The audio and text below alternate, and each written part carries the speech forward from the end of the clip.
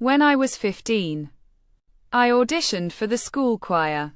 I loved singing, but when I stepped onto the stage, my voice shook, my palms sweated, and halfway through the song, I forgot the lyrics.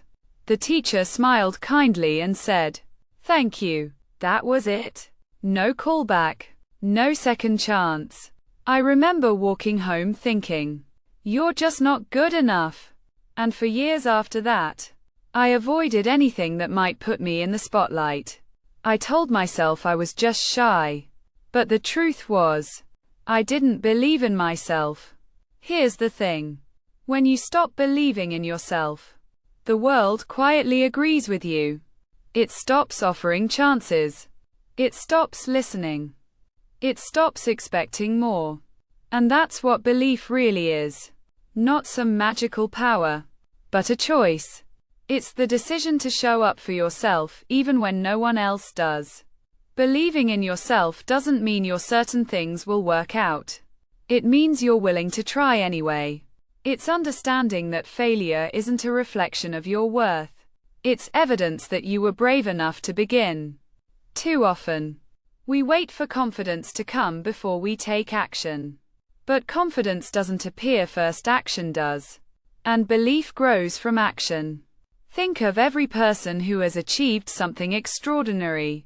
They all started where you are. Uncertain, unprepared, and afraid.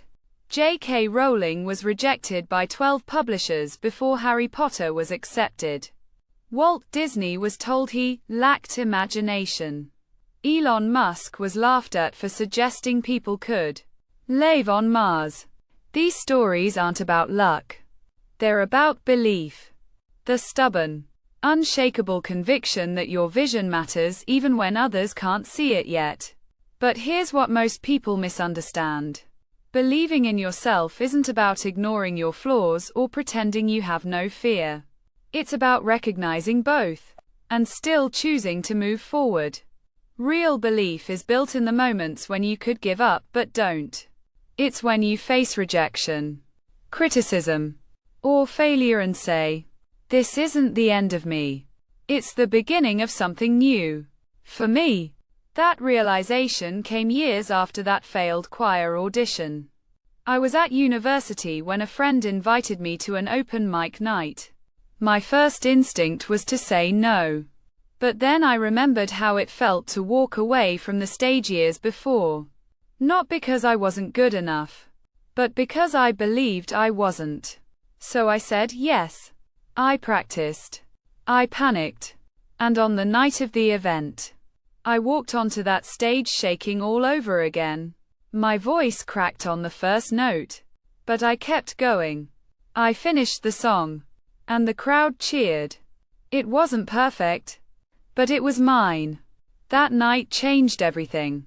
I realized that belief isn't built from success. It's built from survival. It's built every time you keep going when you could have stopped. Believing in yourself also changes how you see others.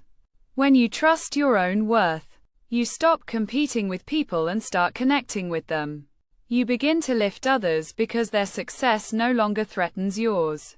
You realize that confidence isn't a finite resource. It grows when shared.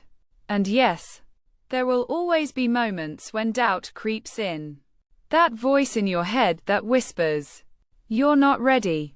You're not talented enough. You're not special." But here's the truth. Every great achievement you've ever admired was created by someone who heard that same voice and decided to act anyway. They didn't silence it. They just stopped letting it decide the outcome. So how do you build that kind of belief? Start small. Keep promises to yourself. If you say you'll wake up early, do it. If you say you'll finish that project, follow through. Every time you honor your word, your brain learns that you can trust yourself. That's how belief grows. One small victory at a time. And when you fail, because you will, don't use that as proof you're not enough. Use it as proof that you're trying, that you're daring to live fully, The people who never fail are the ones who never risk anything at all. Failure isn't the opposite of belief. It's part of it. So, I want to ask